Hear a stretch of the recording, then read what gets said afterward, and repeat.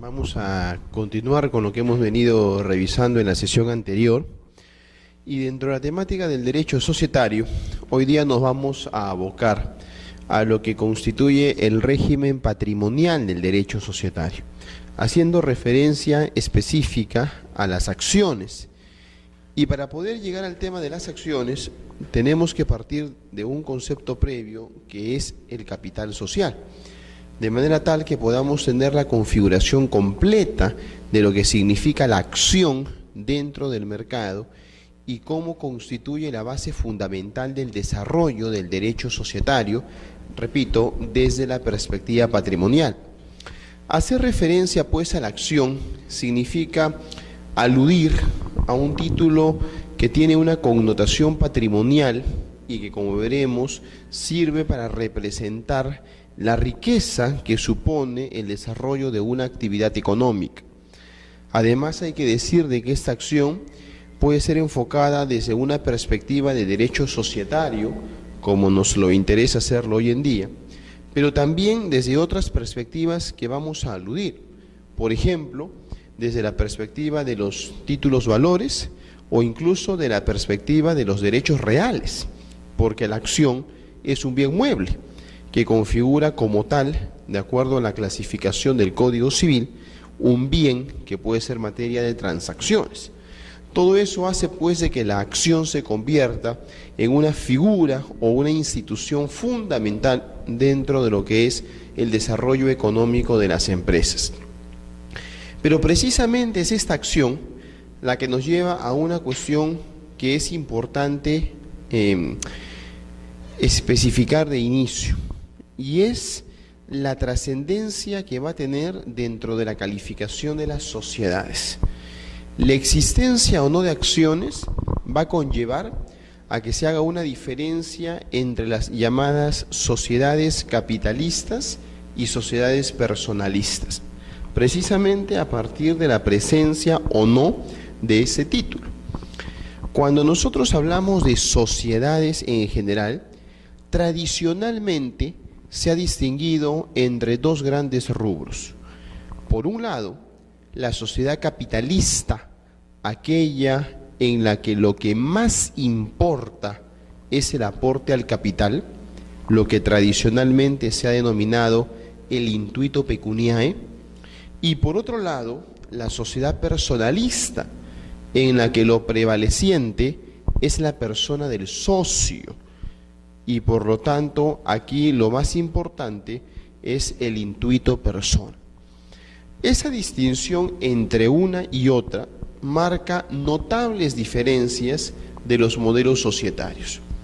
En una sociedad capitalista donde prevalece el aporte al capital, la persona del socio pasa a un segundo nivel, donde ya no es trascendente, y de ahí pues que el modelo típico de una sociedad capitalista sea una sociedad anónima, donde precisamente ésta se presenta en forma anónima y donde no interesa en realidad quién es el titular de la misma, sino más bien la configuración de la sociedad, justamente porque es una sociedad capitalista.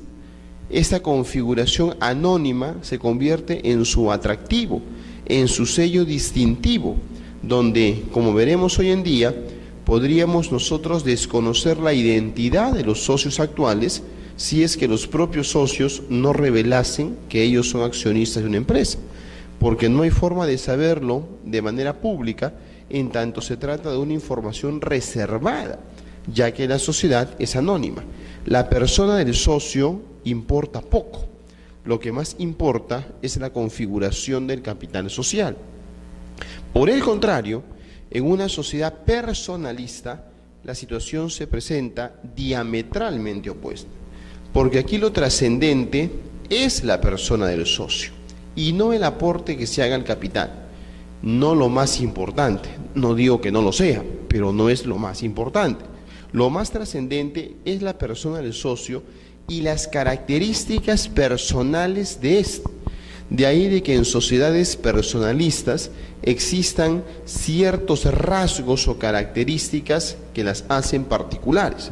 Por ejemplo, en una sociedad personalista existe la figura del derecho de adquisición preferente, para que se mantenga la propiedad en las mismas manos originarias. O existen en las sociedades personalistas restricciones a la transferencia de acciones y a los títulos en general, o beneficios a los socios fundadores de manera particular, o la denominación se configura como una extensión de la denominación de los propios socios fundadores, o la responsabilidad de estos se presenta como una responsabilidad personal. Entonces, en una sociedad personalista, la idea es que la persona del socio prevalece sobre el capital social. Y por lo tanto, esto es bueno y malo. Bueno, ya que tienes a un socio estrechamente ligado a la sociedad, no es una sociedad anónima, sino es una sociedad con nombre y apellido, que es el nombre y apellido del socio. La sociedad se convierte casi en una extensión del socio, pero eso también puede ser visto desde una perspectiva negativa, porque entonces no se logra conformar lo que en concepto significa una corporación per se, una entidad que esté desligada en cuanto a su estructura jurídica del titular. Pero lo cierto es que hay modelos para uno y para otro lado, y dependerá de las expectativas del empresario para que escoja el modelo que más le convenga. Si lo que desea es una sociedad capitalista que cotice en bolsa, que esté desligada y desmembrada de su persona como socio fundador, y donde él se convierte en un gestor o promotor de esa sociedad, que finalmente levante capital, de que esté en el mercado actuando y que pueda incentivar para que otros inversionistas se sumen a su proyecto, entonces una sociedad capitalista será el vehículo que posibilita alcanzar tal cometido. Pero si lo que interesa es una sociedad en la que la persona del socio sea la que plenamente identifique la actividad, que la sociedad crezca a imagen y semejanza de ese socio fundador, que el nombre del socio fundador le dé un respaldo a esa empresa, entonces optaremos por una sociedad personalista. El intuito pecuniae prevalece en una, el intuito persona prevalece en la otra. Y los modos de gestión van a ser obviamente distintos, porque en una sociedad capitalista impregnada por la teoría del gobierno corporativo hará que el socio se mantenga un tanto al margen de la marcha societaria y por lo tanto se revalora el rol que cumple el directorio y la gerencia. En cambio, en una sociedad personalista, la persona del socio termina siendo altamente importante respecto a la presencia de esa sociedad en el mercado. Es el nombre del socio el que le da un respaldo. Basta con verlo, por ejemplo, en el caso tradicional de los estudios de abogados. Hoy día los estudios de abogados de mayor renombre en el mercado peruano son aquellos que atrás de ese estudio tienen a tal o cual abogado reconocido. Y por lo tanto el estudio es lo que ese abogado supone. Ahora hay algunos que no son así, hay algunos que tienen ya una estructura corporativa que les permite tener una vida propia. Sí, no son la mayoría, no lo son. La mayoría está construido sobre la imagen y semejanza de determinados abogados, pero algunos tienen una entidad diferente. Estamos camino a lograr eso en el Perú, todavía no lo hacemos. Aquí tenemos un estudio de abogados integrado por 3, 4, 5, 10 abogados, pero mañana más tarde hay una división entre ellos, se separan y cambió el nombre del estudio, porque cada uno va tomando distintos rumbos. Pero cuando uno ve los estudios de abogados de Estados Unidos, la diferencia es totalmente distinta, bueno, la realidad es otra, porque tú ves un estudio de abogados donde el nombre tiene pues 3 apellidos, pero esos 3 apellidos no existen hoy en día. No existen porque los 3 apellidos ya en realidad fallecieron hace 50 años. Y lo que tienes es una entidad que se ha gestado en el tiempo y que hoy día tiene 2.000 abogados, donde ninguno de ellos es el fundador, donde ha ido pasando de mano en mano y donde se ha creado una entidad a partir de eso, una entidad corporativa a partir de un nombre, pero ya no es en realidad ese fundador. Ha ido creándose una entidad corporativa y ahí se convierte pues en una sociedad capitalista, donde lo que prevalece acá es el aporte al capital y donde todos los socios consideramos que nos es más conveniente actuar bajo una marca unificada que actuar de manera directa y de manera personal. Y a veces no nos percatamos de eso, o sea, incluso las grandes consultoras internacionales son una prueba de eso, ¿no? Hace algunos años cayó la consultora Arthur Andersen, pero Arthur Andersen, bueno, era un nombre, ¿no? El nombre del fundador, Arthur Andersen, su nombre y su apellido, pero obviamente que ya no estaba hace años. O hay otras consultoras que hasta el día de hoy subsisten, ¿no? Ernst & Young, son los apellidos de los fundadores, o KPMG, que son las siglas de los fundadores. Pero eso ya pasó en el camino por muchas operaciones comerciales y no queda rezagos de esos fundadores dentro de la estructura accionaria de hoy día. Lo que tenemos es una estructura capitalista donde se ha considerado que es mejor actuar dentro de un escenario en el que juntos puedan tener una presentación distinta. Bueno, eso marca, gran parte de eso está marcado por el hecho que hayan acciones o no. ¿Qué cosa es lo que tenemos detrás de esto? ¿Tenemos una estructura accionaria o tenemos una estructura participacionista? Si tenemos una estructura accionaria que nos permite que los títulos puedan circular en el mercado y que incluso pueda cotizar hasta en la bolsa de valores, obviamente la estructura capitalista es distinta. Si lo que tenemos es una estructura personalista, participacionista, entonces está venido a menos respecto a lo anterior. Pero justamente la pauta la marca el tema de las acciones, entre otras consideraciones. Estas acciones tienen que verse dentro de un contexto mayor. Para que nosotros podamos entender el tema de las acciones, tenemos que partir de hacer referencia al concepto de el capital social. Entendiendo el capital social, podemos tener una idea y una referencia más concreta de lo que son las acciones. Por lo tanto, vamos a partir por hacer referencia al capital social.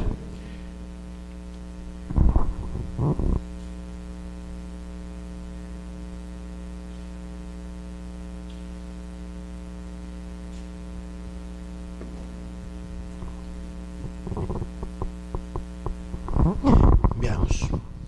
Aquí tenemos una definición que nos sirve de punto de partida para entender lo que es el capital social. Es un pasivo que representa una deuda de la sociedad frente a los socios, originada en los aportes que estos realizaron para el desarrollo de las actividades económicas contempladas en el objeto social. Esta definición nos permite analizar varias cuestiones. Veamos. En primer lugar, todo socio tiene que realizar un aporte. Eso es indispensable. Nadie puede hacerse llamar socio sin haber realizado un aporte. Que en los hechos no lo haya realizado y que lo hayamos puesto nominalmente, eso es otra cosa. Pero que tiene que figurar que hay un aporte, lo tiene que haber. Entonces, no hay socio que no aporte algo. ¿Qué puede aportar? Es variado. Podría aportar dinero, 10.000 soles. Podría aportar bienes muebles, 2 computadoras. Podría aportar bienes inmuebles, una oficina. Podría aportar intangibles, una marca. Podría aportar incluso servicios, mi trabajo. Y sobre esto la ley hace 2 grandes paquetes. Si el aporte es dinero, lo trata como aporte dinerario. Y si el aporte es algo distinto, lo trata como aporte no dinerario. Ese es el tratamiento que le da. Aporte dinerario, si el aporte es de dinero, y aporte no dinerario, si es algo distinto. ¿Por qué es importante distinguir entre uno y otro? Porque el aporte dinerario vale lo que el dinero vale. Cuando yo aporto 10.000 soles, eso vale por 10.000 soles. Pero cuando es un aporte no dinerario, se requiere una valorización. Se requiere una valorización, darle un valor a ese aporte no dinerario. ¿Cuánto vale la laptop que estoy aportando? Bueno, hay que darle un valor. Y ese valor, en principio, será el valor que le da el aportante y que es aceptado por el gerente general. En principio será ese valor. ¿Cuál es el valor del aporte no dinerario? El valor que le da el aportante y que el gerente general acepta. Por lo tanto, yo aporto esta laptop y digo que vale $1.500. Y en la medida que el gerente general lo acepte, pues valdrá $1.500. Primer filtro. Pero esto pasa por un segundo filtro, que es la revisión obligatoria de esa valorización por parte del directorio. El directorio está obligado a revisar que esa valorización sea fidedigna, que realmente la laptop valga $1.500. Segundo filtro. Obligatoriamente tiene que pasar esos dos filtros. Pero podría pasar incluso un tercer filtro, si es que algún socio considera que la valorización no es adecuada, incluso que no es adecuada la revisión que ha efectuado el directorio. Y si eso considera un socio, entonces podrá acudir a la vía judicial para que un juez disponga que un perito evalúe la valorización y determine si es o no correcta. Por lo tanto, hasta 3 filtros cabe que se den respecto a una valorización de bien de aporte no dinerario, obligatoriamente las 2 primeras y potencialmente la tercera posibilidad. Esta valorización se da porque el aporte es no dinerario, más no cuando el aporte es dinerario. Pero sea como fuese, el socio ha tenido que realizar un aporte. Todo socio realiza un aporte. No puede ser que haya alguien que se llame socio y no ha efectuado aporte. Como no puede ser que alguien haya efectuado un aporte y no tenga la calidad de socio. O sea, esto es una cuestión inescindible. La suma de esos aportes, sean de bienes dinerarios o no dinerarios, la suma de esos aportes da como resultado el capital social. El capital social no es más que el resultado de una operación aritmética, es sumar los aportes realizados por los socios. Si un socio aportó 10.000 y el otro 20.000 y el otro 5.000, entonces el capital social será 35.000, que es la suma de 10.000 más 20.000 más 5.000. Esa es una cifra resultado de una operación aritmética, una suma.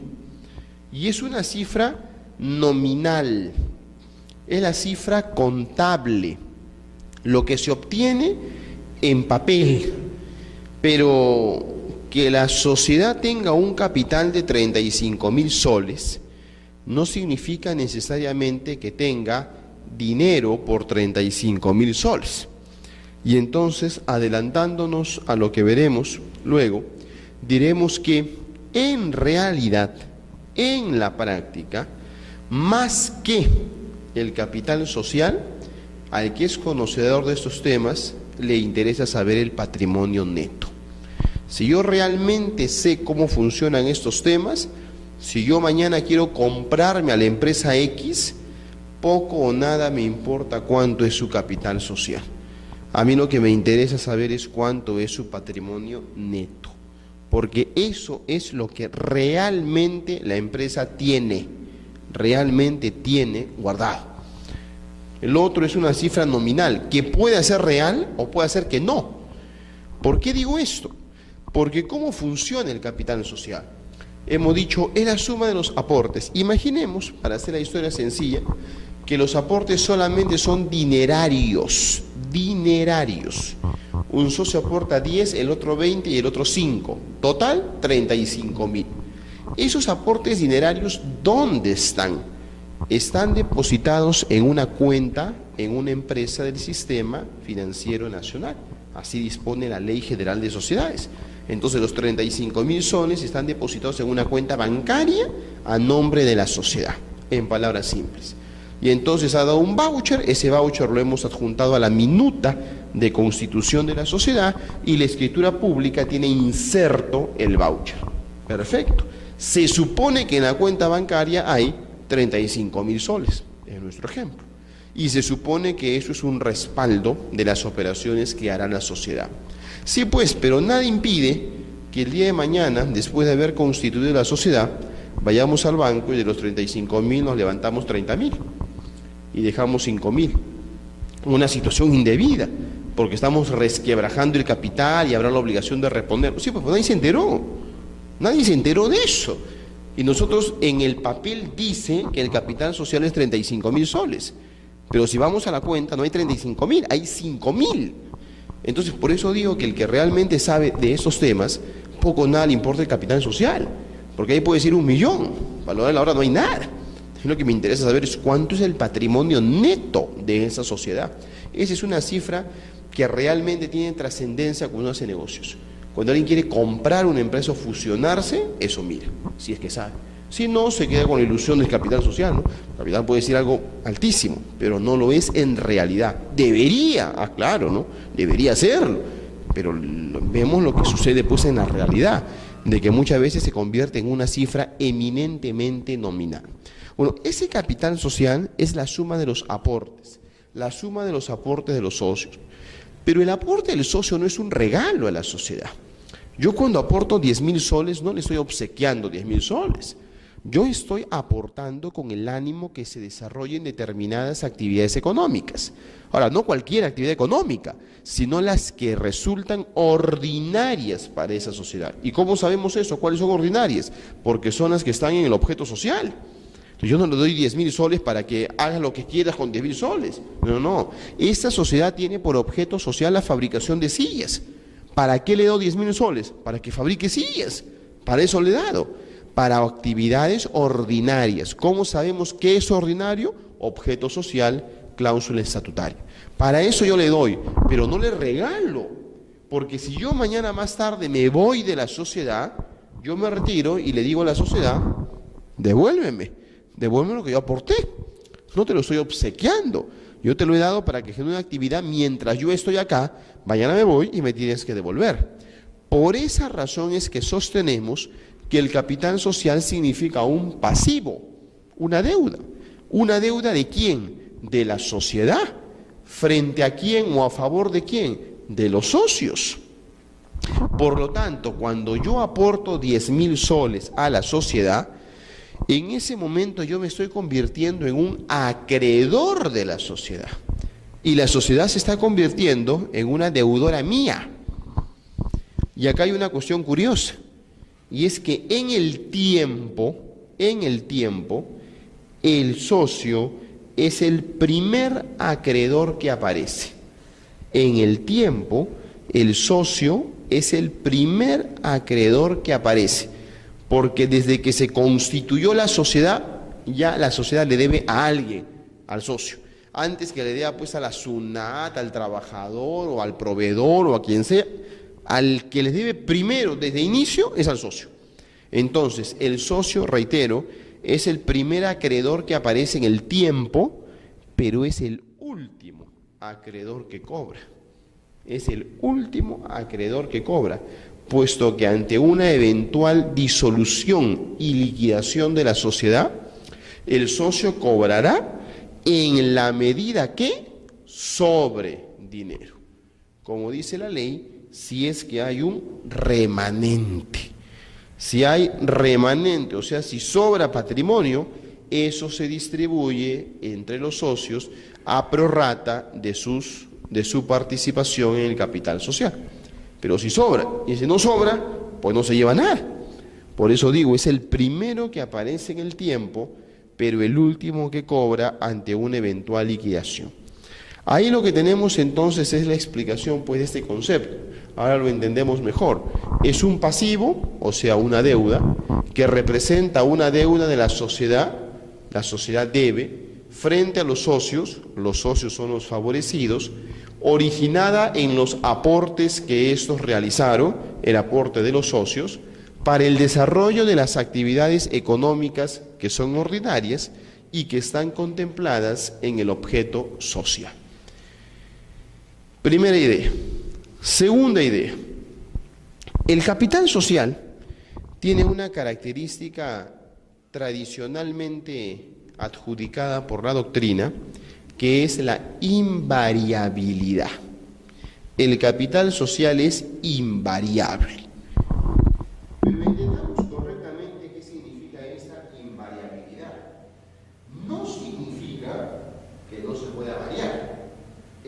no significa. El capital social yo lo puedo variar, puedo modificar una, dos, tres o n veces. No es que sea invariable en el sentido que no se modifica. No, a eso no nos referimos. Se puede modificar hacia arriba vía aumento del capital o hacia abajo vía reducción del capital. La invariabilidad significa que no se puede modificar de cualquier manera, sino que hay que respetar un procedimiento para esta modificación. Si yo quiero modificar el capital social, lo puedo hacer una o n veces, pero no es una cuestión simple, es una cuestión que requiere atender a diversos pasos, porque la modificación del capital social supone una modificación del estatuto social. El estatuto social se ve modificado cuando se modifica el capital social. Y de hecho, la cláusula estatutaria del capital social, no cabe duda que es la cláusula estatutaria más importante. La cláusula estatutaria más importante es la del capital social, y así lo revela la propia Ley General de Sociedades, porque la Ley General de Sociedades, como ya lo veremos más adelante, regula el tema de la modificación del estatuto social y luego a renglón seguido se expresa puntualmente por el aumento del capital social y por la reducción del capital social, aun cuando el aumento y la reducción son modificaciones del estatuto social, y bien podríamos decir que ya encaja en la primera regulación. Sin embargo, como veremos en una clase posterior, el legislador ha querido reiterar y subrayar que el aumento del capital social y su reducción son figuras que merecen una atención particular. Y así lo hace, prestándole una atención esmerada respecto a la diferenciación de lo que supondría la modificación del estatuto social.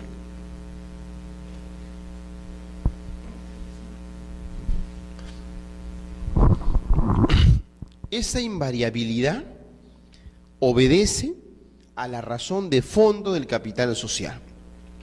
Tradicionalmente se ha dicho, y debería ser así, pero según lo que explicaba hace un momento, no siempre lo es así en la práctica, tradicionalmente se ha dicho que el capital social es una cifra de garantía.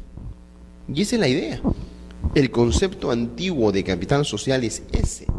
Existe como respaldo del acreedor.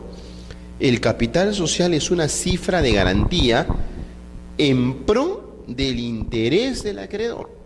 ¿Con qué se supone que el acreedor está cubierto? Con el capital social. Pero esto tiene sentido más en otras legislaciones que no son la nuestra, cuando justamente persiguiendo esa satisfacción del interés del acreedor, la ley exige un capital social mínimo. Y entonces ahí tiene sentido que se pretenda que haya un capital mínimo con un tope mínimo para que eso realmente cubra la expectativa del acreedor. Pero decir de que se pretende que cubra al acreedor cuando no hay capital mínimo, entonces termina siendo pues un sinsentido. En el Perú, por regla general, no existe un capital social mínimo, con lo cual yo podría teóricamente constituir una sociedad anónima con un sol, y no hay un respaldo real, obviamente, para un socio. En la práctica, si voy a realizar aportes dinerarios, no podría hacerlo pues con un sol, porque la ley me exige que esté depositado en una entidad bancaria, y por razones operativas los bancos no me dan una cuenta con un sol, sino con un poco más, que ya depende de cada banco, pero que en promedio estaremos hablando de unos 400 o 500 soles, lo cual termina siendo pues igual de irrisorio. ¿Qué capital social con 400 soles sirve de real respaldo frente a las operaciones en el mercado que realice la sociedad? ¿Es realmente un respaldo del acreedor esa cifra? Pues obviamente que no. Y si no lo hizo con bienes, no lo hizo con aportes dinerarios, sino con aportes no dinerarios, y fue con un bien que vale pues 100 soles, o sea, termina siendo realmente un respaldo. Por eso digo de que no tiene mucho sentido proclamar de que el capital social sea una cifra de garantía, cuando legislaciones como la nuestra no exijan un capital social mínimo?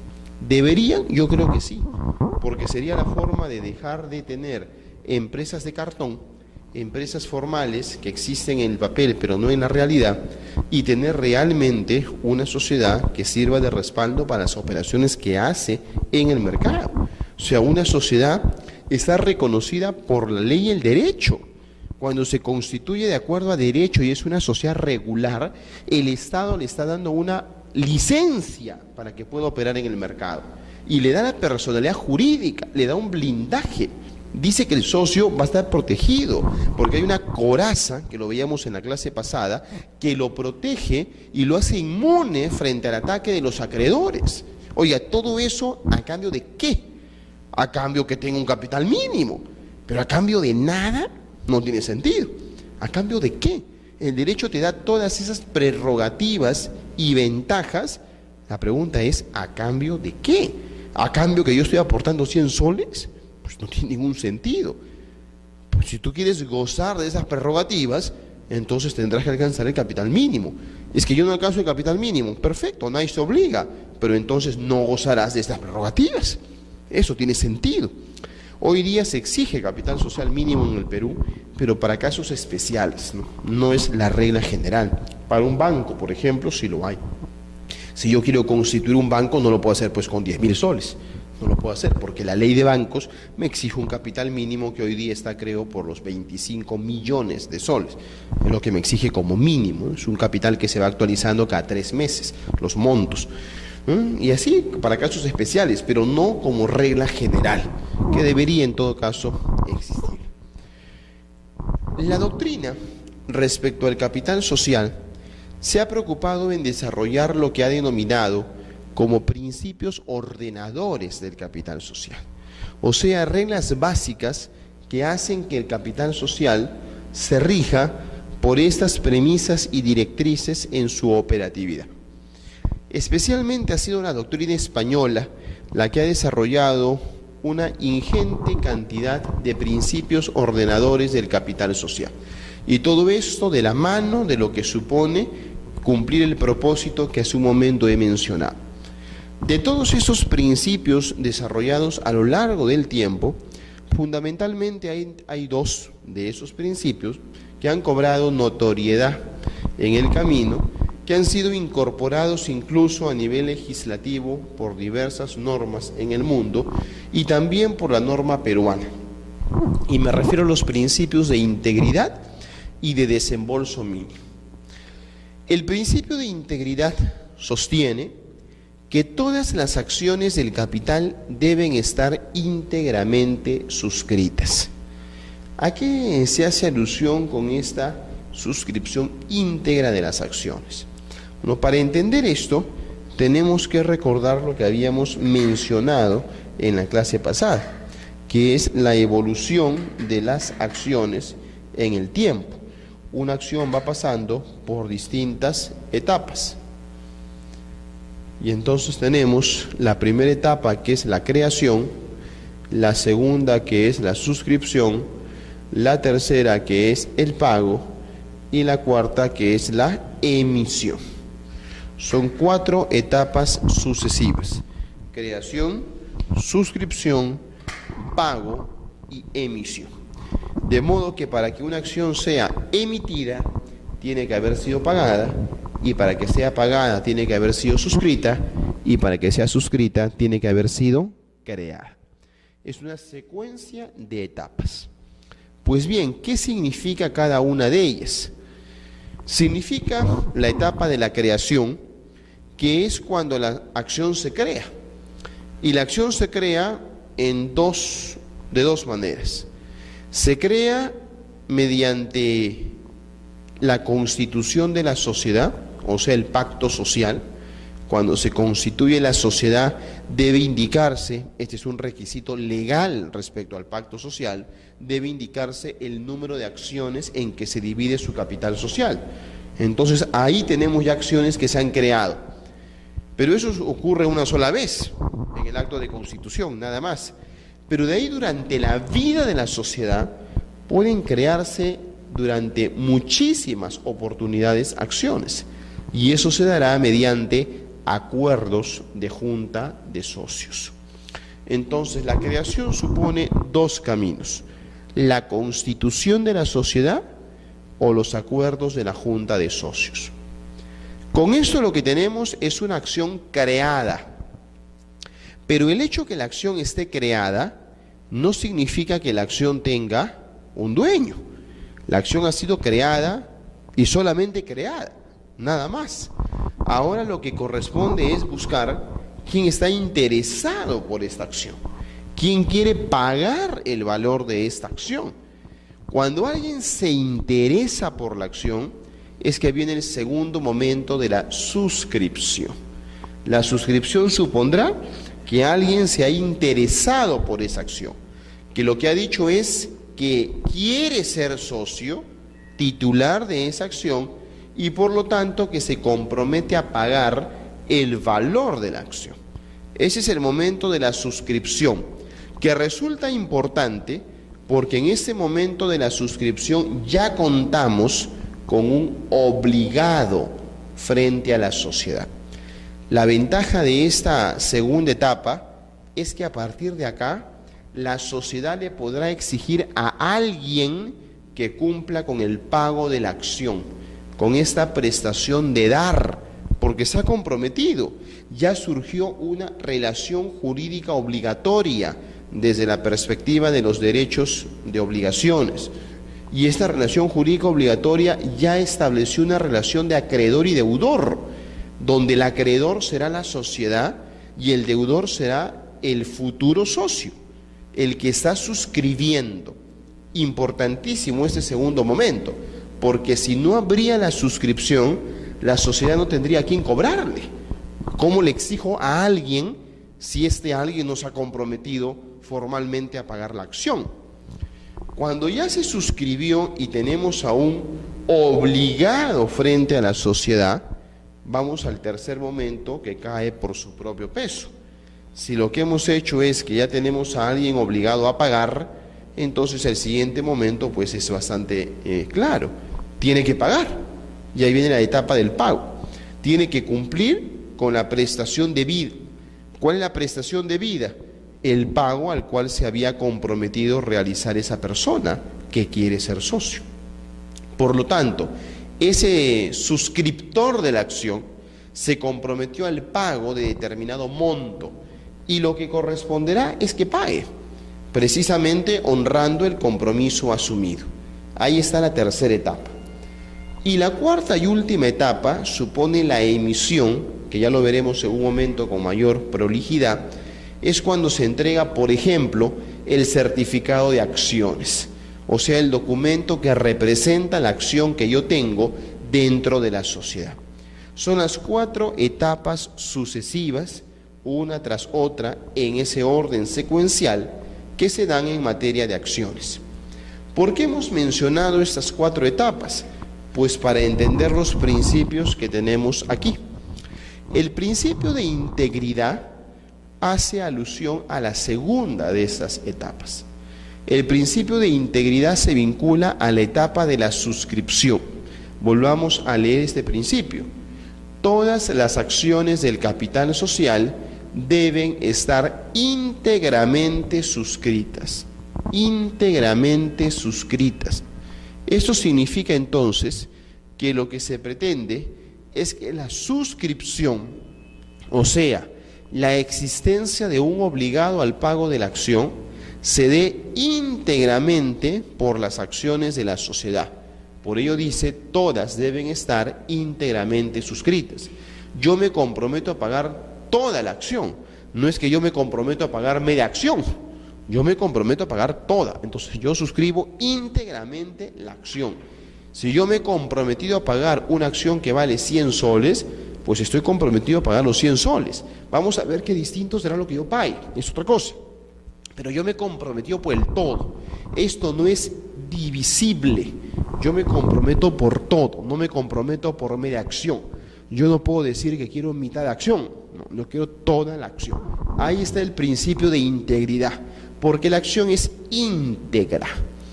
El siguiente principio de desembolso mínimo se vincula a la tercera de las etapas, que es la etapa del pago. ¿Qué me dice el principio de desembolso mínimo?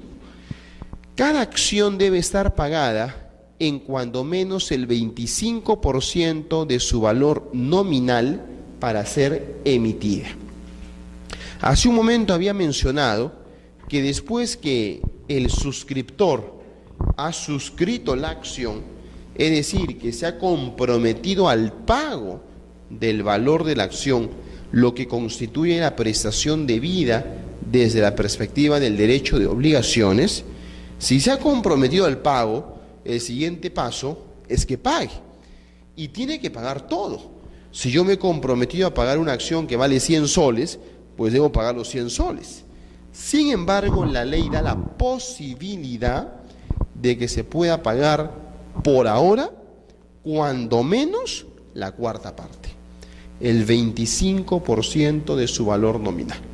Entonces, en buena cuenta, lo que la ley me está diciendo es, esa acción que vale 100 soles, no significa que debas desembolsar ahorita los íntegros 100 soles, todos los 100 soles. No, tú has suscrito la acción de 100 soles, tú te has comprometido a pagar los 100 soles, esa es la integridad, pero puedes pagar de inicio 25 soles.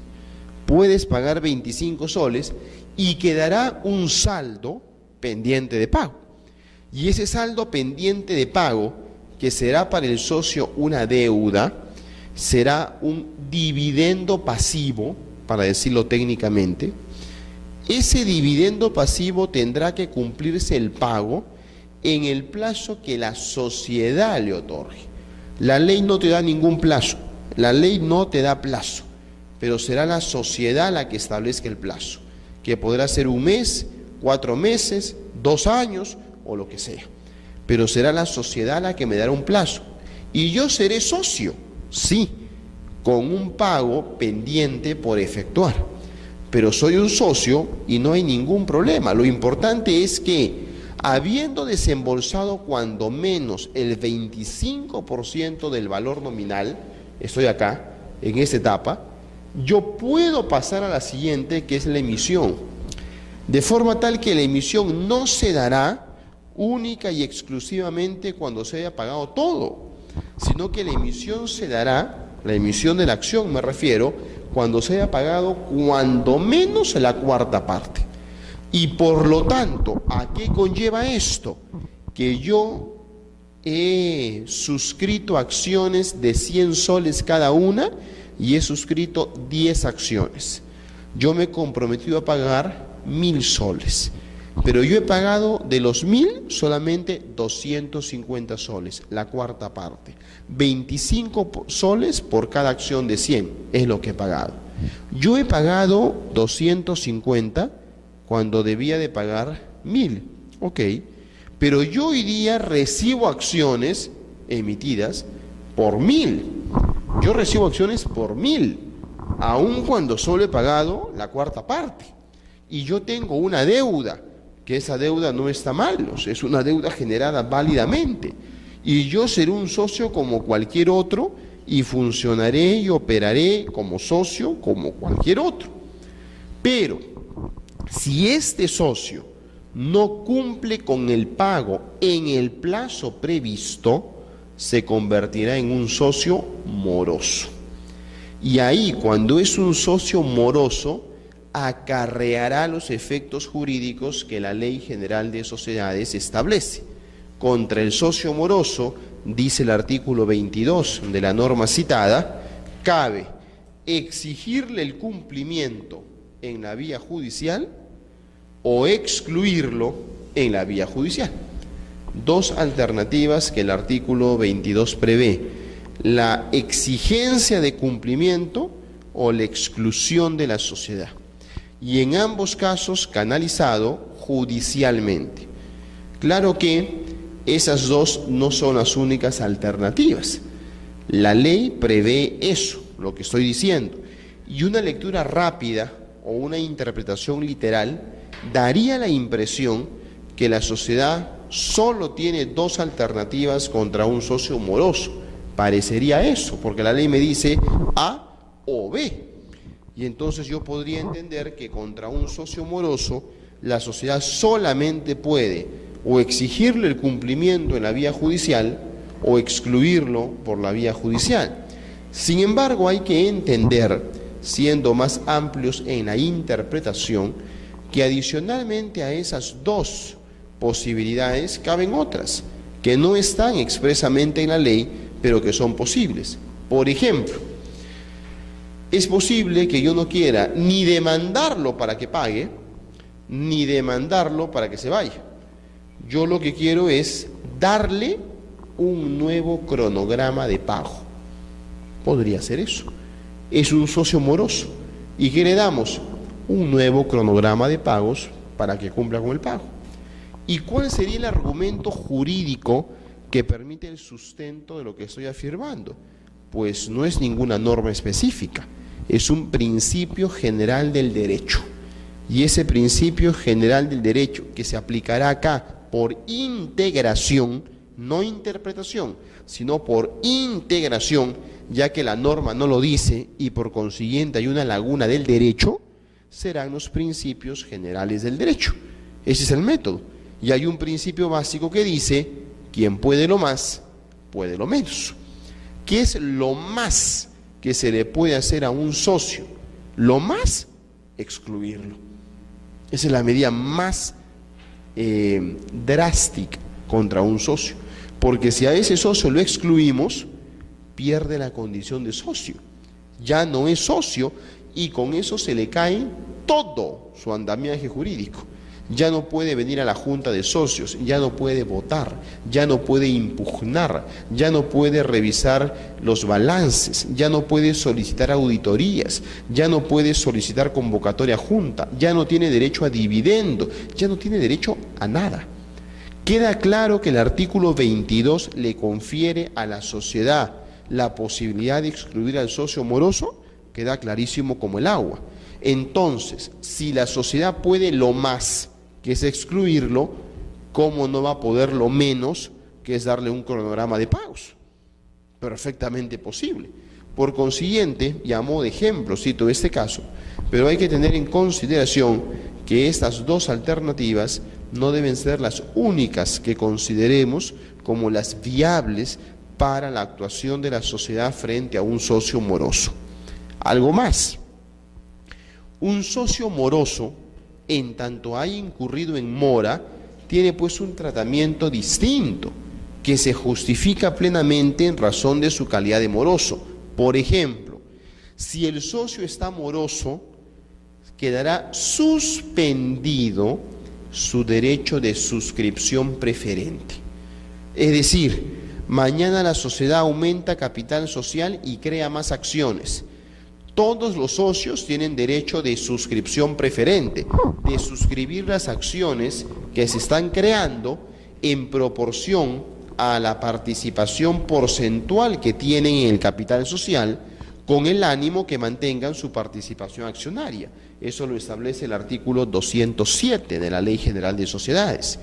Pero esa situación tiene un freno, y es un freno obvio, que es el socio moroso.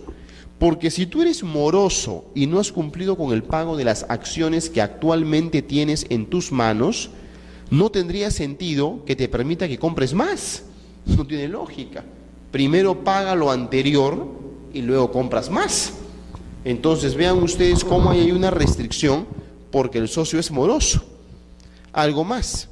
Si el socio es moroso, o sea, le está debiendo dinero a la sociedad respecto al aporte que no ha cumplido, no tendría sentido que a ese socio moroso, que es un incumpliente, la sociedad, como fiel cumplidora, le pague dividendos. No tendría sentido. El socio le debe a la empresa y la empresa a final de año le paga dividendos al repartir utilidades. No, pues un momentito. Cuando se generen dividendos, esto primero va a cubrir tu deuda. Y si sobra, recibes en la mano. ¿Cuánto le debes a la sociedad? 5.000 soles. ¿Cuánto te corresponde de dividendos? 7.000. Muy bien, de los 7 cobramos 5, para ti son 2. Y si no había dividendo de 7, sino de 4, y tú debes 5, bueno, por lo menos que cura 4, aún así debes 1000, no recibes nada.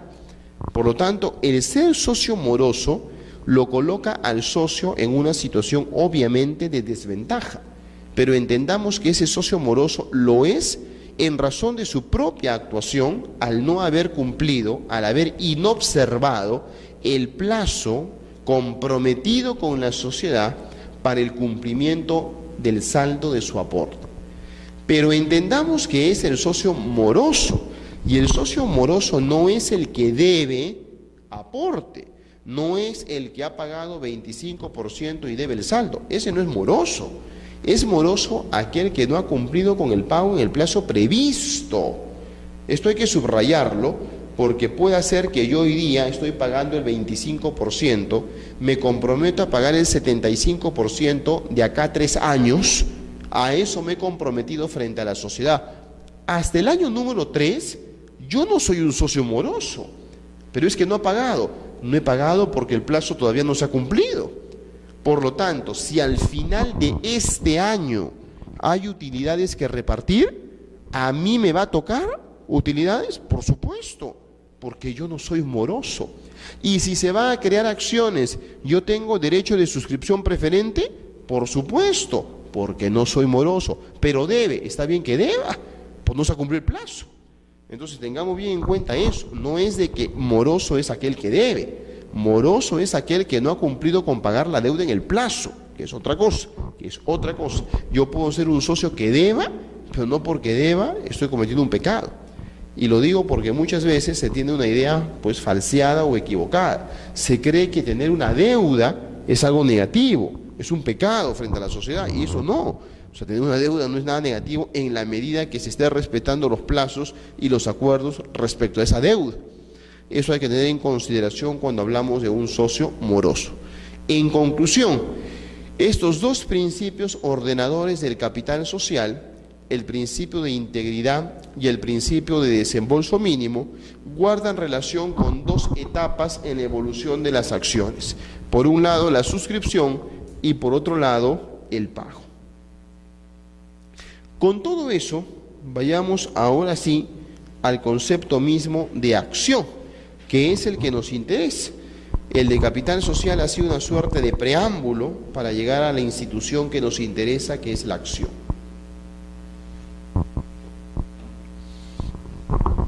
La acción es una institución de derecho societario que a lo largo del tiempo ha conllevado a una situación bastante controversial para su definición.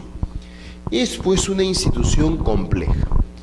Si algo de consenso existe hoy en la doctrina comparada respecto a la acción, no cabe duda que se trata de una institución compleja o sui generis. En eso sí existe acuerdo. Y por lo tanto definirla es complicado. A lo largo del tiempo se ha avanzado con distintas teorías, pero hoy por hoy lo que se tiene más o menos claro es que la acción, al ser una institución compleja, requiere para su definición que no se le restrinja a una sola perspectiva, sino que en realidad la acción resulta ser la sumatoria de 3 conceptos o enfoques, que son los que tenemos aquí. La acción es la parte alícuota del capital social. La acción es el fundamento de la condición de socio y la acción es un título. Todo esto es la acción. Una sumatoria de 3 conceptos o perspectivas, como lo estamos viendo. La primera de las definiciones es la más tradicional, la típica en la doctrina. La acción como parte alícuota del capital social. Esto significa de que el capital social, que ya lo hemos definido como la suma de los aportes, ese capital social es un todo íntegro. Y ese todo está dividido en pequeñas partes, todas iguales. Y cada parte se representa mediante una acción. ¿Qué es la acción? Una parte alícuota del capital social, una representación de esa pequeña porción del capital. Por lo tanto, la cadena es que el aporte permite conformar el capital, pero cuando yo aporto al capital, lo hago con el ánimo de recibir una acción. Yo aporto para recibir acciones, no aporto por nada. Yo a cambio de mi aporte recibo una representación de este aporte, y esa representación es la acción. Y si yo he aportado hoy día $45.000, recibiré acciones que representen esos $45.000. Esa es la idea. Ese es el concepto más tradicional. Pero dentro de este concepto hay que tener en cuenta que las acciones se encuentran inseparablemente vinculadas al capital social, como que ya lo hemos explicado, cómo se relaciona uno con otro, y algo más, que las acciones son indivisibles. Las acciones son indivisibles, no se pueden dividir y por consiguiente yo no puedo ser propietario de media acción, ni yo puedo tener medio voto. La acción es indivisible. No obstante, este carácter de la indivisibilidad no se contrapone a la posibilidad que haya copropiedad de acciones. Una cosa no quita lo otro. Que la acción es indivisible, es cierto. Esto no impide, repito, que pueda haber copropiedad de acciones. Parecería aparentemente un contrasentido, pero no lo es. Oiga, pero una acción podría tener 3 copropietarios, sí. Entonces cada copropietario es propietario de 1/3, ¿cómo que es indivisible? No es así, pues, es que no es así. Y la respuesta a esto la vamos a encontrar no en materia societaria, sino en materia de derechos reales, porque la copropiedad es un derecho real, derivado de la propiedad. Esta propiedad conjunta, o copropiedad, o condominio, supone un concepto que a veces no se entiende pues en la realidad y que es importantísimo traerlo a colación en esta materia para no desdeñar de lo que estamos señalando. Y es que la copropiedad significa una propiedad conjunta, pero, y esto subrayemos, en cuotas ideales. La copropiedad es en cuota ideal, no es en cuota real, sino en cuota ideal. Doy un ejemplo extra societario para entenderlo de inicio y luego pasamos a esta materia. Tenemos una casa y la casa es copropiedad de 2 personas, de A y B. Muchas veces ocurre en la realidad que actuando de una manera totalmente equivocada, A y B se miran y dicen, perfecto, para ti el segundo piso y para mí el primero, para ti la sala y el comedor y para mí la habitación y la cochera. Eso es totalmente ajeno al ámbito jurídico. Que tú y yo nos dividamos la casa así, a la mitad, que le coloquemos una madera en medio, eso es totalmente irrelevante desde el punto de vista jurídico, porque registralmente sigue habiendo una unidad inmueble. Y el hecho que tú y yo lo hayamos dividido así, eso es una irregularidad, porque la copropiedad no puede generar que tú me digas que tú vas a usar el segundo piso y yo el primero, porque la copropiedad significa que todos tenemos derecho de acceso a todo, todos a todo. Y es que la copropiedad de esa casa, en el ejemplo que estamos dando, significa que si yo tengo 50%, idealmente yo tengo derecho al 50% de la sala, 50% del comedor, 50% de la cochera, etcétera. Porque es ideal, no es real. Ahora, ¿se puede dividir? Claro, por supuesto que se puede dividir. Podemos hacer una división y partición y lo vamos a dividir esta casa en 2. Y entonces eso significará que en registros públicos no habrá una partida registral por este inmueble, sino habrán 2. Pero cuando tú y yo hemos dividido la casa en 2, ya no hay copropiedad, pues. Ahora hay 2 propiedades. Tú eres propietario de esto y yo soy propietario de esto. Por lo tanto, no confundamos los conceptos de copropiedad, porque es en cuotas ideales. Vamos a lo que nos interesa, las acciones. Hay 3 copropietarios respecto a una acción. Sí, pues, pero eso es ideal. Ideal, no es real. Y entonces, en la junta de socios, realmente, esa acción sigue siendo una. Y esa acción da derecho de que solamente vaya uno. Y esa acción solamente da derecho a un voto. Pero atrás hay 3 personas. Se habrán tenido que poner de acuerdo cuál va a ser el voto. Pero cuando se vote por esa acción, el voto será uno solo. Si eso se ha decidido entre los 3 por mayoría, 2-1, 3-0, por unanimidad, problema de ellos. Pero el voto solamente será uno. No cabe voto plural. No cabe eso. Antes, con la ley anterior, no había una definición clara de esto y muchas veces generaba un contrasentido. Había una acción que era copropiedad de 3 y se le decía al representante: por este socio votas a favor, por este votas en contra, por este te abstienes. Es ilógico de que una acción genere todo eso. Hoy día no. La ley me dice, es posible la copropiedad de acciones, pero tiene un solo representante. Uno. Y genera un voto. No hay distinción. Por lo tanto, el que sea materia de copropiedad no afecta que la acción sea indivisible. Y es más, diremos un punto adicional. La regla de la copropiedad en derechos reales, Código Civil, es que la copropiedad pueda dividirse, que es el ejemplo de la casa. Esa es la regla. Pero hay excepciones, y las excepciones conllevan a la denominada indivisión forzosa, cuando no se puede dividir. Por ejemplo, indivisión forzosa es la copropiedad que existe en una propiedad horizontal. Yo vivo en este edificio y este departamento es mío, Sí, pues las escaleras son comunes, ¿no?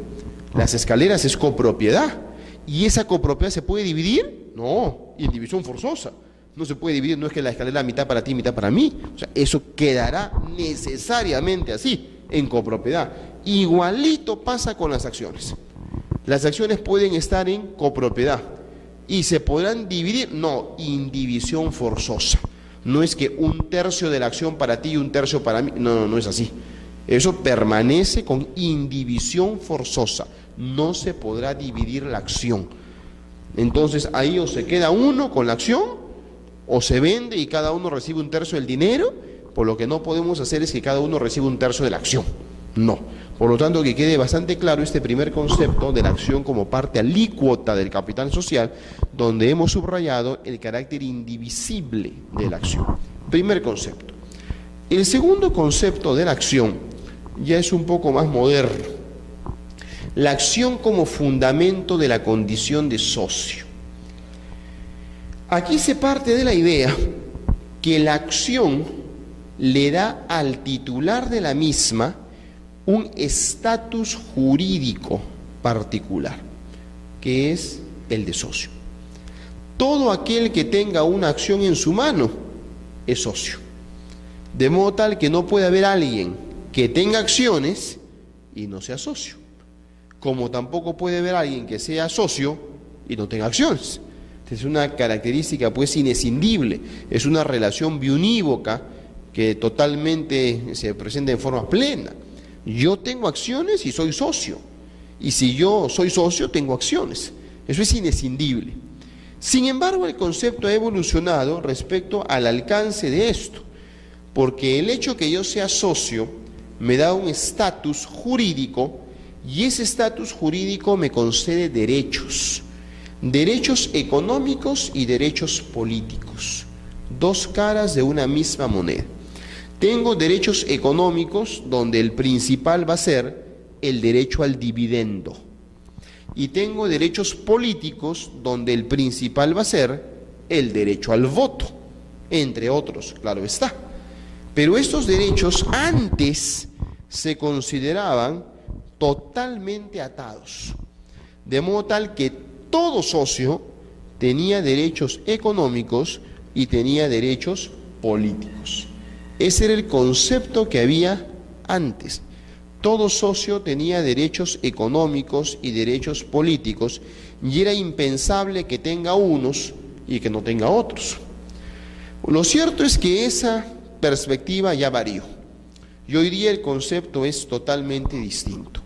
Hoy día un socio puede tener derechos económicos y carecer de derechos políticos, porque existe en muchos países, y nuestra legislación también lo contempla, la posibilidad de distinguir entre acciones con derecho a voto y acciones sin derecho a voto. Eso pues hace 50 años era inimaginable. Pensar que una acción podía carecer del voto era inimaginable.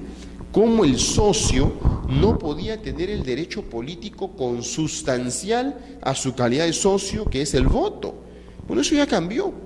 Eso ya cambió porque la realidad ha demostrado que lo que antes se generaba pues a ultranza como la idea de un derecho superfundamental o básico del socio, en el día a día hay muchos socios que prescinden de ese derecho, que no le dan ninguna trascendencia por su participación reducida dentro del capital social y no les interesa ejercer este derecho al voto.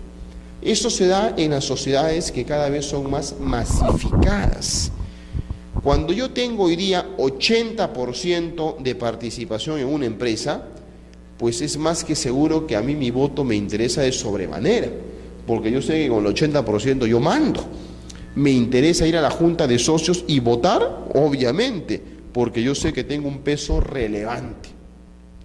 Pero cuando yo en la sociedad tengo el 0.5%, lo más probable es que a mí no me interese en absoluto mi voto, porque yo sé que con el 0.5% no hago absolutamente nada. Porque al costado tengo el socio que tiene 20%, el otro tiene 15%, el otro tiene 18%, el otro tiene 14%, y yo tengo 0.5%. ¿Qué voy a hacer con eso? Pues absolutamente nada. Yo sé y soy consciente que con el 0.5% yo no cambio la historia de la empresa. Y yo diga sí, diga no, diga A o diga B, da lo mismo. Entonces, eso genera de que yo esté bien desentendido de la marcha societaria, que no me interese ir a la junta de socios, no me interesa, porque a mí lo que me basta es la rentabilidad de la acción.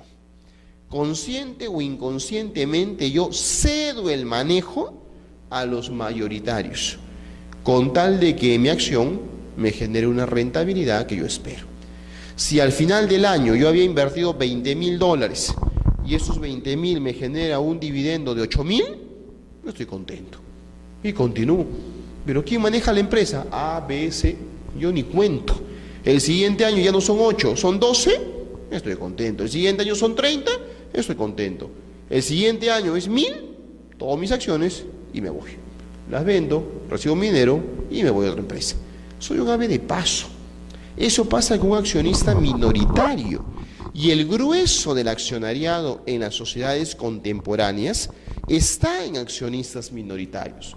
Aquellos que resultan ser aves de paso, de que están buscando meramente rentabilidad a su inversión y que por consiguiente no les interesa participar políticamente dentro de la sociedad. No les interesa. Pero sin embargo, esta situación comenzó a generar algunos problemas en el camino que se pretendieron superar con esta distinción. Ya en la clase pasada yo les decía de que cada vez es más masificada la presencia del accionariado en las empresas. La realidad lo demuestra así. ¿Hay sociedades hoy en día que tienen 2, 3 o 4 socios? Por supuesto, las hay. Pero la tendencia, amigos, ya no es eso. La tendencia es sociedades que tienen cientos de socios o miles de socios. Esa es la tendencia. Y uno comienza a ver el accionariado de las empresas conocidas o muy conocidas, peruanas o extranjeras, y lo va a apreciar claramente. Por decir algunos ejemplos. En Graña y Montero, la constructora líder en el Perú, quien dirige todo es la familia Graña y la familia Montero. Pero ellos no son los únicos socios. Esa empresa que cotiza en bolsa, en la Bolsa de Valores de Lima, y hace unos 2 o 3 meses en la Bolsa de Valores de Nueva York, esa empresa tiene hoy más de 1.700 socios. Es una empresa masificada, 1.700 socios. Minera Buenaventura, la dueña de Yanacocha, tiene más de 2.400 socios, donde la familia Benavides La Quintana son los que dirigen la empresa, pero ellos son uno entre 2.700 socios. Credicorp, la holding del grupo Romero, tiene 5.000 socios y es masificada. Y si esos ejemplos parecen bastante amplios, basta con que miremos el extranjero y los ejemplos son mayores. El grupo BBVA español no cuenta sus socios por miles, sino que llega a tener 1.000.000 de socios. ¿Se imaginan lo que significa la participación porcentual ahí? O sea, ahí no hay socios pues, que tengan 80, 90%, eso es imposible, imposible. En Telefónica, la holding española, se tiene 1.700.000 socios. Y el grupo Santander, también español, tiene casi 3 millones de socios. Entonces, ese es otro esquema, es totalmente distinto, porque cuando yo tengo 3 millones de socios o casi 3 millones en el Santander, el socio más fuerte no tiene 90%, ni 80, ni 70, ni 60, ni 50, ni 40, ni 30, ni 20, ni 10, tiene 1.5. Es otra realidad, pues. 1.5 seguramente uno lo menospreciaría, ¿no? Ah, la cantidad ridícula.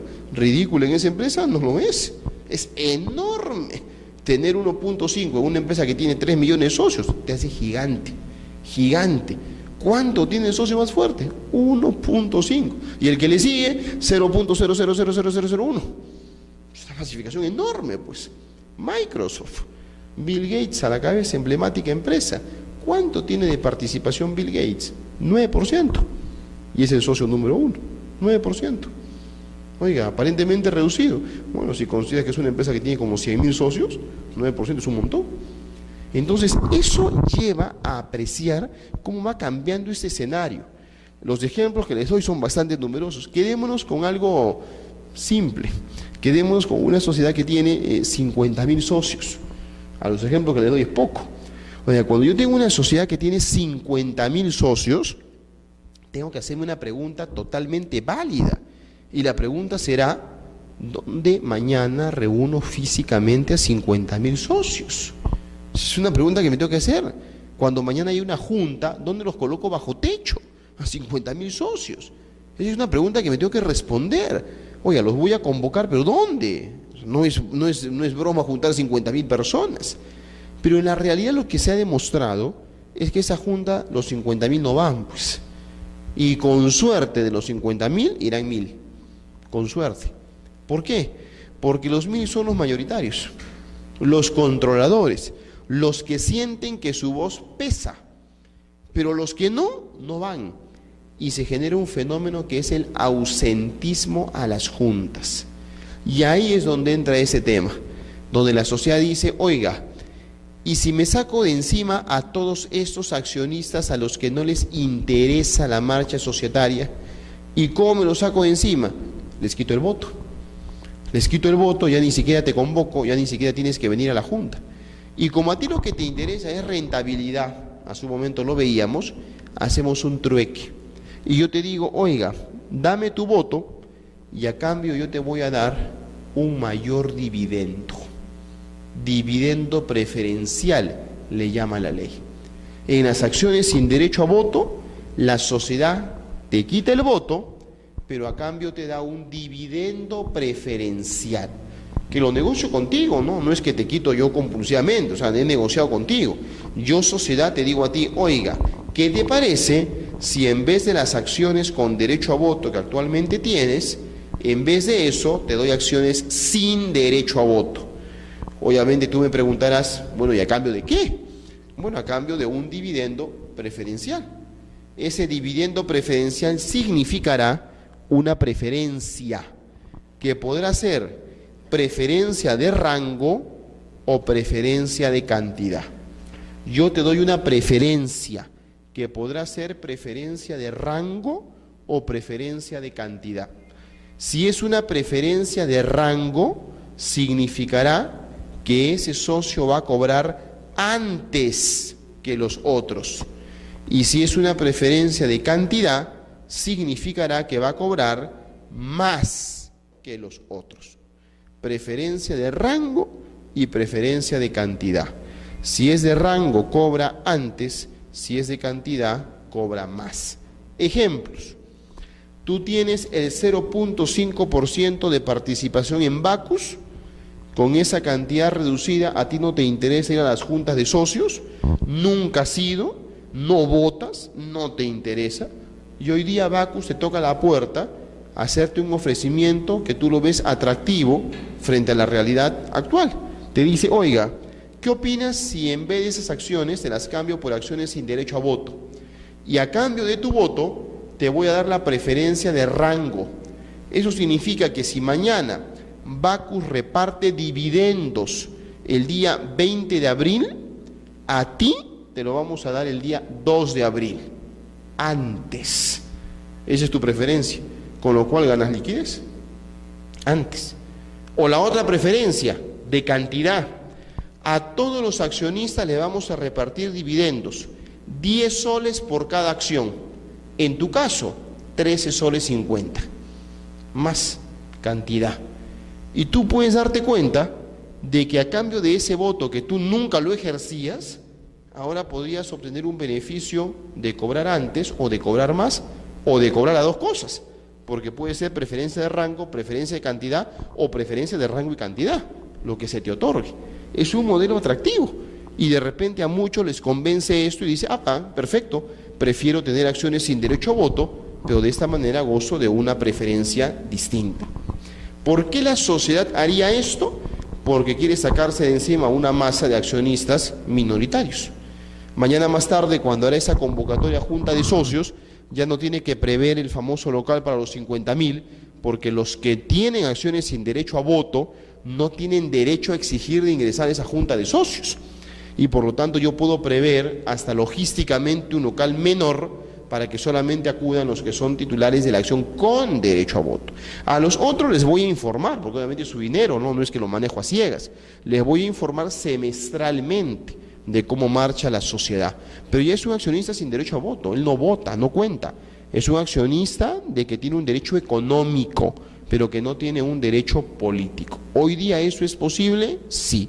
Antes no. Antes eran dos caras de una misma moneda y todo accionista tenía derecho económico y derecho político. Hoy día no, puede haber un desmembramiento que nos lleve incluso a una situación atractiva, donde muchas veces, frente al desconocimiento, se dice lo siguiente. Imagínense que los cuatro somos accionistas de un negocio y decimos, oiga, necesitamos un poco más de capital. Oiga, sí, Juan Pérez quiere entrar, dice que quiere invertir. Nos miramos y decimos, sí, está interesante, pero si él entra va a querer tomar decisiones con nosotros, ya es consultarle a él, no es medio fastidioso, no queremos. Y eso porque la idea que se tiene es que éste entra con voto, y nos olvidamos que podemos incorporarlo con acciones sin derecho a voto, con lo cual este ingresa, pone dinero sobre la mesa, es un socio capitalista, pero él no opina en absoluto, porque no tiene voto, y le damos acciones sin derecho a voto. Es una posibilidad, y hay veces en que nos cerramos ante un inversionista por la creencia que siempre tiene que tener voto. Y se desconoce esta posibilidad de acciones sin derecho a voto y uno se niega a este inversionista. Y de repente a él le interesaría eso, no tener voto. Pero como la idea muchas veces es que siempre hay voto, nos cerramos a eso, no lo admitimos, lo dejamos a un lado y seguimos nosotros con un capital reducido. Cuando esta es una interesante forma de introducir a un socio capitalista dentro de la accionaría de una sociedad. Dime. ¿Cómo se formaliza este acto? En el sentido de que para poder escoger a ese socio solamente busca rentabilidad y incluirle todos, ¿se establece en este punto? Muy bien, varias cuestiones. ¿Cómo se va a dar esto? Primero, que tienen que crearse las acciones sin derecho a voto. O sea, tendrá que haber un acuerdo de junta de socios, donde se ha decidido crear 500 acciones sin derecho a voto, que forman parte del capital social, que estarán creadas, suscritas, pagadas, emitidas, todo lo de ley, pero que son sin derecho a voto. Y formarán una clase de acciones, con lo cual, a partir de ese momento, en esta sociedad, tendrá que haber dos clases de acciones. Las acciones clase A, con voto, las acciones clase B, sin voto. Eso generará algo más, que como hay clase de acciones, ya no solamente habrá junta general, sino habrá junta especial, lo que no había cuando no habían clases. Por lo tanto, ahora, antes que se dé la junta general de todos, Los de la clase A tendrán su junta especial y los de la clase B tendrán su junta especial. Y luego todos tendremos nuestra junta general. O sea, comienza a haber una serie de efectos por el hecho de haber incorporado las acciones sin derecho a voto, ¿no? Pero esto va a constar en un acuerdo de junta de socios si es que se dio a mitad de camino. Si se dio desde el inicio de la vía de la sociedad, constará en el estatuto social. Si se dio desde el inicio, si se incorporó luego, estará pues en el acuerdo de junta de socios. ¿Y ese acuerdo especial, los que no cuentan voto, no podrán tomar decisiones sobre la empresa porque carecen de voto, no obstante sí tienen unos derechos mínimos que la ley establece?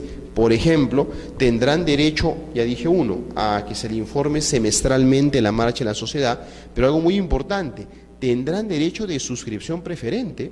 O sea, cuando mañana se creen más acciones, ¿podrán suscribir? Sí. Y ojo, que tendrán derecho de suscripción preferente de acciones con voto o sin voto.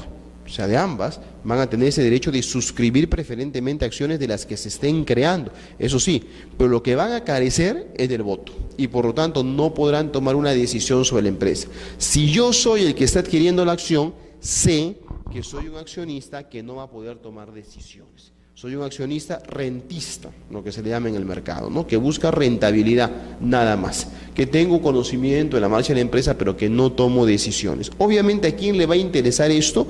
A un socio capitalista, pero que tiene en proporción a la sociedad una participación menor.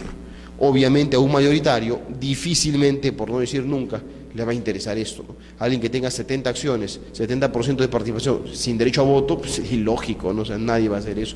¿Por qué yo haría eso, ¿no? De no tener voto si tengo el peso acá en la sociedad? Esto va a pasar con accionistas pequeños y suele darse en la práctica en sociedades muy grandes que cotizan en bolsa y que van incorporando socios pequeños, ¿no? De ese tamaño. Yo te incorporo a ti, pero te incorporo sin derecho a voto. O también suele utilizarse, por ejemplo, en los programas de stock options, opciones sobre acciones. Yo empresa, le doy la posibilidad al gerente que se convierta en socio y le doy un programa, puedes comprar una acción a menor precio. Para la sociedad es atractivo porque puedo colocar acciones, puedo vender a menor precio, pero estoy vendiendo, o sea, está entrando dinero y es una forma interesante porque la acción vale 10 soles y yo a ti, gerente, te digo, a ti te la vendo en 8. Seguramente que tú la compras corriendo, pero yo estoy vendiendo acciones, pues, de todas maneras estoy vendiendo, estoy colocando un montón de acciones en todos mis gerentes, estoy captando capital a menor precio, te estoy amarrando con la empresa, porque tú ya te sientes socio, y ese gerente pone más empeño, porque no solamente recibe sueldo, recibe dividendos, se pone la camiseta, a la sociedad le conviene bastante esto. Pero como yo no quiero que tampoco este gerente pierda el rumbo y ahora se crea muy dueño, le digo, te doy acciones, pero sin derecho a voto. Sin derecho a voto. Entonces le estoy dando cuerda, pero un poco medido. Entonces te doy participación, pero en realidad tú no tomas decisiones, las tomo yo. Entonces son mecanismos, ¿no?, que se pueden dar en el camino, ¿no? Y tú puedes sentir como gerente algo atractivo porque dices, bueno, recibo mi sueldo y recibo dividendos, ¿no? Participo en esta empresa. O sea, son mecanismos. Obviamente que exige que estemos de acuerdo. Yo no te puedo imponer de que tengas acciones sin derecho a voto, ¿no? O sea, no te puedo imponer, ¿no? Es una negociación, ¿no? Y se negociará el dividendo. De repente tú me dices, está bien, lo acepto, pero ¿qué voy a recibir? Bueno, un dividendo preferencial de cantidad. ¿Cuánto me vas a dar a mí? Al resto 10 y a ti 12. No, yo quiero 14. Es negociación, pues. Y es negociación, ¿no? ¿Qué tantos negocios tú que te den? Porque obviamente te lo vamos a dar a ti, ¿no? A ti. Y al otro le ponemos 15. O sea, eso ya con cada uno se negocia. Entonces dependerá tú qué tanto negocias dentro de esa estructura, ¿no? Lo cierto es de que este concepto en la anterior, de la acción como fundamento en la condición de socio, ha ido cambiando en el tiempo para incorporar las acciones sin derecho a voto. Y llegamos a la tercera arista, que es la acción como título. Y aquí también ha habido un cambio de paradigma, porque tradicionalmente se decía que la acción era simplemente un título de crédito, un título valor. El concepto que se tenía tradicionalmente de ese tema era, la acción es un título de crédito. ¿Por qué? Porque representa un crédito. Ya lo decíamos desde el inicio cuando definíamos a la acción. Es un pasivo de la sociedad a favor del socio. Eso significa que la sociedad, ¿qué cosa tiene? Una deuda. ¿Y el socio qué tiene? Un crédito. Entonces es un título de crédito. Sí, es cierto, es un título de crédito. Cuando yo tengo mi acción en la mano, significa en buena cuenta que la sociedad me debe dinero. Eso significa. Pero no es solo pues un título de crédito. no se reduce a eso, porque un título de crédito es un cheque. Cuando yo tengo un cheque en la mano que dice 5.000 soles, yo tengo derecho a cobrar 5.000 soles. Es un título de crédito, no es un título valor. Pero ese cheque puede ser distinto a la acción, porque si yo tengo hoy día un cheque de 5.000 soles en la mano, me voy a la ventanilla del banco, presento el cheque, me pagan 5.000 soles y ese cheque en ese momento murió, ya no sirve para nada más. Pero cuando yo tengo acciones que han generado utilidades y a mí me corresponde un dividendo de 5.000 soles, yo me voy a la sociedad, cobro mis 5.000 soles y la acción no murió. La acción todavía persiste para más cosas. Me servirá para que el próximo año vuelva a cobrar dividendos, si es que corresponde. Me servirá para que yo sea socio. Me servirá para que yo pueda votar en junta. Me servirá para que pueda impugnar acuerdos, etcétera, etcétera, porque la acción es mi fundamento de la condición de socio. Yo todo lo que soy como socio lo podré exigir en la medida que tenga una acción en la mano. Por lo tanto, la acción no se limita a cobrar, no se limita a eso, va más allá. Es un título de participación social, porque te permite participar en la vida de la sociedad. ¿La acción es un título de crédito? Sí, lo es, pero no se reduce a eso, sino que va más allá y la acción es un título de participación social. Te permite participar en la vida de la sociedad. Por lo tanto, hasta aquí, ¿qué tenemos?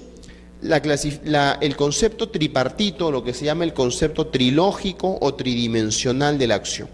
La acción es tres cosas a la vez.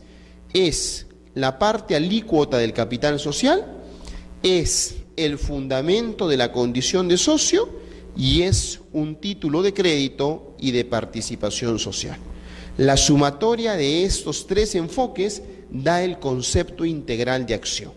Enfocarlo desde una de estas perspectivas solamente nos muestra la historia incompleta.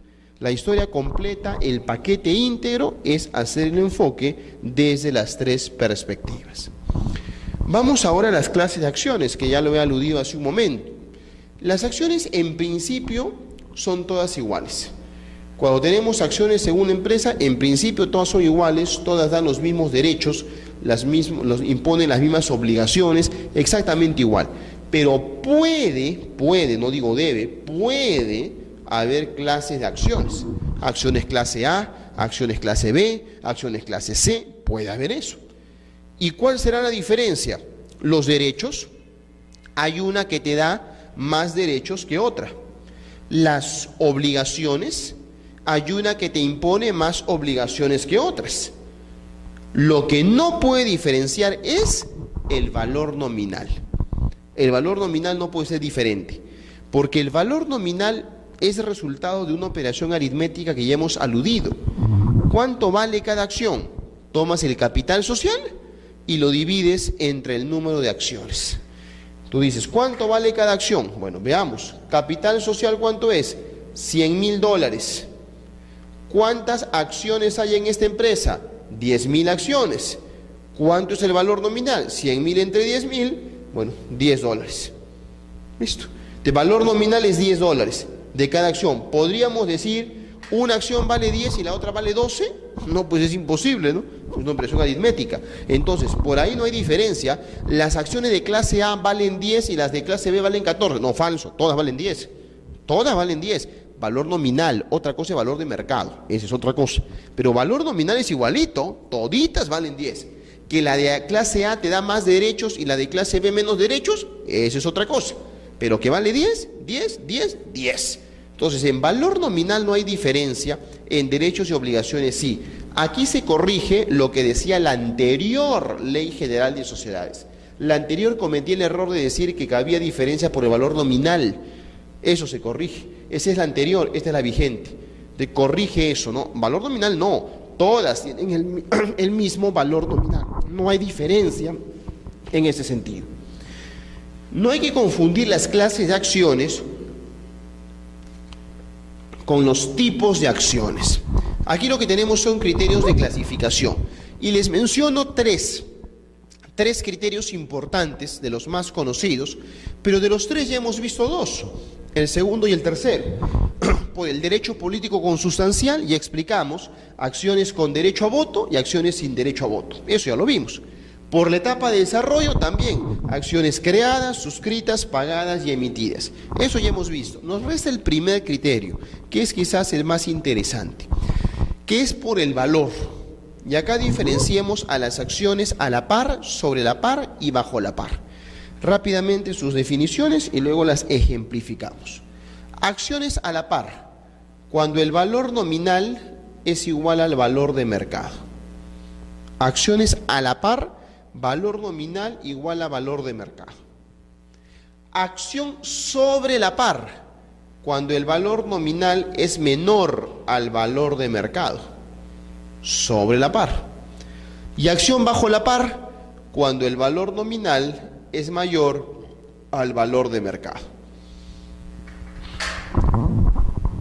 Para entender esto, tenemos que saber qué cosa es valor nominal y qué cosa es valor de mercado. Valor nominal, ya lo expliqué hace un momento. El valor nominal es este: capital social entre número de acciones. Ese es valor nominal. ¿Cuánto vale la acción? 10 soles. Valor nominal, 10 soles, 10 soles. Valor nominal. Otra cosa es el valor de mercado. ¿Cuánto el mercado está dispuesto a pagar por tu acción? Mi acción vale 10, pero si hoy día la vendes, ¿cuánto te pagan en el mercado? Me pagan 10. Perfecto, a la par. No, me pagan 14. Sobre la par. No, me pagan 8. Bajo la par. Depende, es como cualquier bien, ¿no? O sea, está revalorizado o infravalorizado. Yo compré una casa a $100.000 y hoy día ¿cuánto vale esa casa? Lo real, hoy día vale 3 veces, 300.000. Bueno, eso sería pues sobre la par, ¿no? O de repente cuando hay crisis, como en Estados Unidos, ¿no? La casa me costó 300.000 y hoy día ¿cuánto la vendo? A 80. Eso paga el mercado. Bueno, eso es bajo la par. Entenderán ustedes cuál es el mejor momento para vender cuando están sobre la par.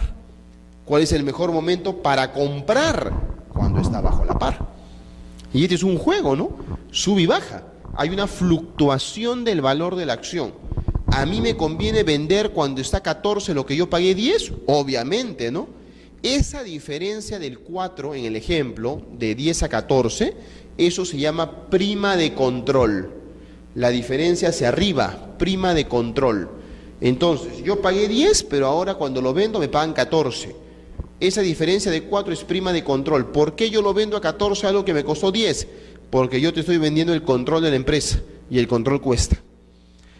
La diferencia hacia abajo, me costó 10 y lo vendo a 8. Esa diferencia se llama pérdida de colocación. Esos dos es pérdida de colocación. Porque yo estoy colocando la acción en el mercado, la estoy vendiendo, pero a pérdida. ¿Y por qué yo vendería a pérdida? Porque quiero recuperar por lo menos algo de lo que yo invertí. La acción está cayendo y yo quiero recuperar. A mí me costó 10, ni modo pues aunque sea 8, pero prefiero 8 a nada. Entonces ahí está la clasificación por el valor de las acciones. Reitero, el mejor momento para que uno tiene como inversionista para vender es cuando está sobre la par. Si la acción vale más de lo que yo pagué, obviamente que es el momento de vender. Y si la acción vale menos, entonces es el momento de comprar. Ocurre pues hay unos factores interesantes en el mercado, ¿no? Por ejemplo, que cuando hay una crisis y la acción que valía, yo compré una acción a 10 y esta acción 10 valía a 14. Llegó un momento, comienza a caer y vale 12, vale 10, vale 7. Y cuando pasa esto, la mayoría lo que hace es salir corriendo y vender. Y yo vendo porque, oiga, he pagado 10 y está valiendo 7. Salgo corriendo y vendo. Y si yo vendo y tú vendes, y tú vendes, y tú vendes, y hay muchísimas acciones de esta empresa, como cualquier producto. Cuando tienes demasiado producto, demasiada cantidad de un producto, el precio cae. Entonces, cuando yo vendo y tú vendes, el precio cae de 7 a 6, a 5, a 4, y se va yendo al suelo. Y cuando pasa eso, no falta el que entra al mercado a comprar. ¿Porque qué hace? Compra barato. Compra una acción a 5, cuando sabe que su precio nominal es 10 y su precio en el mercado es 14, 15. Si yo compro a 5, algo que sé que vale 15, ¿estoy haciendo negocio? Claro que estoy haciendo negocio. Por supuesto estoy haciendo negocio. Ahora, lo que no sé es cuánto va a demorar en recuperar esos 15. Claro, y eso podría ser pues 5 años. Pero que lo va a recuperar, lo va a recuperar. Y ahí está el negocio, ¿no? O sea, el negocio está en esas situaciones. Cuando hay crisis y todo el mundo sale corriendo, hay quienes entran a comprar. Compran barato, porque saben que va a subir. El tema es que si tú tienes un excedente, lo haces. Claro, si tú esperas rentabilidad de acá a un mes, en un mes no lo vas a ver, ¿no? En un mes no lo vas a ver, lo verás en 8 años. Pero en 8 años vas a ver de que lo que invertiste vale 3, 4, 5 veces más. Claro, pues, obviamente, es un crecimiento enorme, ¿no? Ese es el juego, ¿no? Y esa es la bolsa. Esa es la bolsa, ¿no? La bolsa es eso, jugar en eso. Compro barato y vendo caro. Compro barato y vendo caro. Es jugar. Cuando yo compro barato y resulta de que mañana está más barato, me quemé. Yo vendo caro y resulta que mañana está más caro, me quemé. Tengo que ver el momento adecuado, ¿no? Ese es el juego. Que yo compre cuando está así cayendo, ahí compro. Y cuando está así, vendo. Y cuando está así, compro. Y ese es el juego permanentemente, pues. Dicho de manera muy sencilla, obviamente, ¿no? Pero el juego es ese. La matrícula de acciones. La matrícula de acciones es un libro formal que lleva la sociedad y donde se registra todo lo que le ocurre a una acción. La creación de la acción, el desdoblamiento, el usufructo, la medida cautelar, la garantía mobiliaria, la transferencia, las cargas, etcétera. Todo lo que le pase a una acción va acá. ¿Por qué es importante este libro? Porque las acciones y sus incidencias como la transferencia de acciones no son actos inscribibles en registros públicos. La acción no genera una traducción en registros públicos. Cuando yo vendo la acción que tengo en una empresa a un futuro socio, eso no va a registros públicos, no es un acto inscribible, pero en algún lado se tiene que inscribir, sí, en la matrícula de acciones. Este es un registro, el detalle es que no es público, pues es privado. Al público cualquiera puede acceder, ¿no? Es público, pero al privado no, esto es privado, yo no puedo acceder a esto.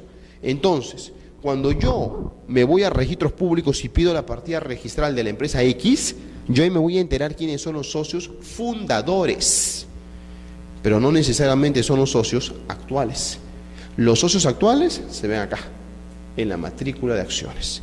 Los socios actuales están acá, los socios fundadores están allá, son distintos. Esta es una típica confusión en el mercado, ¿no? Cuando hay gente que cree que porque encuentra a alguien, fulano de tal, en una partida registral, cree que es socio actual. Eso es típico, ustedes lo pueden ver eso en las noticias, cuando el periodista muy hábil se va a registros públicos, pide la partida registral y dice, oiga, fulano de tal es socio en esta empresa, y en esta otra, y en esta otra. ¿Y por qué? Porque figura en la partida registral, oye, ahí figura que la constituyó hace 15 años, y para toda la vida va a quedar ahí. Entonces, que hoy día salga mi nombre en 15 partidas registrales, no significa que yo soy socio en 15 empresas ahorita, sino que he fundado 15 empresas en mi vida, eso significa. Entonces hay una confusión enorme, ¿no? Se cree que porque está en una partida es socio vigente, no, es socio fundador, es otra cosa, ¿no? Pero vigente, acá. De la matrícula de acciones es un libro formal, legalizado, foliado, y lo importante es que la sociedad solo reconoce lo que está acá. Si en el libro dice que el socio Juan Pérez, para la sociedad el socio Juan Pérez y quien entra a la junta es Juan Pérez. Pero Juan Pérez le vendió el día de ayer al señor X. Bueno, si eso le vendió, pero no se lo comunicaron a la sociedad y no se anotó en el libro, para la sociedad sigue siendo Juan Pérez. Entonces la importancia de esto es que el libro resulta oponible a la sociedad y es lo único oponible a la sociedad. Representación de las acciones. Vayamos acá, cuando vimos la evolución de las acciones. Yo les dije acá, las acciones se crean, se suscriben, se pagan y se emiten. Vamos a esto, emisión. ¿Qué cosa es emitir? Bueno, es representarlas. Yo te voy a dar algo, pues, que conste de que finalmente eres accionista. ¿Y cómo se representan? Hay dos formas. O de una manera materializada, con los certificados de acciones, o sea, un papel con los datos de la empresa, nombre, RUC, dirección, que dice que tú tienes acciones en esta empresa. Es un certificado que dice, Juan Pérez tiene acciones tiene de las acciones desde la número 1 hasta la número 150. Tiene esas acciones, no eso dice, tiene 150 acciones, hay un papel que lo dice. O la otra forma es mediante una anotación en cuenta. La anotación en cuenta es que no hay ningún papel, hay una cuenta, un registro electrónico que dice que tú tienes 1000 acciones en Graña Montero. No hay un papel de por medio. ¿Qué se prefiere hoy en día? Lo segundo más que lo primero. Al menos en sociedades grandes no se prefiere lo primero, sino lo segundo. ¿De qué depende que se represente de la primera o segunda manera? Decisión del emisor, o sea, decisión de la sociedad. La sociedad decide si sus acciones las representa en papel o si las representa en una anotación en cuenta. ¿Eso quién decide? Eso decide la sociedad. ¿Y eso dónde está? no está en la Ley General de Sociedades, eso está en la Ley de Títulos Valores, porque aquí la acción se comienza a tratar como un título valor. Artículo 2 de la Ley de Títulos Valores, la forma de representación lo decide el emisor. Ley 27287, 27287, Ley de Títulos Valores. Vinculado a eso, el siguiente punto. ¿Las acciones son títulos valores? Sí, lo son. Entonces, como título valor, goza de una característica básica que está en el artículo 1 de la Ley de Títulos Valores, que es el llamado principio de vocación circulatoria. Principio de vocación circulatoria. ¿Qué significa este principio? Que los títulos valores pueden circular libremente en el mercado. Un título valor tiene la posibilidad de circular libremente en el mercado. Dicho de otro modo, de pasar de mano en mano. Por ejemplo, un cheque. Yo tengo un cheque por 10.000 soles que me ha entregado mi cliente por un servicio de asesoría legal que le he ofrecido. Ese cheque dice de que yo tengo derecho a cobrar 10.000 soles, pero yo se lo podría pasar a uno de ustedes a quien le debo 10.000 soles vía un endoso. Y el que lo recibe lo vuelve a endosar. Y el que lo tiene lo vuelve a endosar. Y podría pasar por 20 manos. Ese es el principio de vocación circulatoria. Se supone que un título valor puede pasar de mano en mano. Eso se supone. Bueno, eso cualquier título valor. Y si la acción es un título valor, igualito.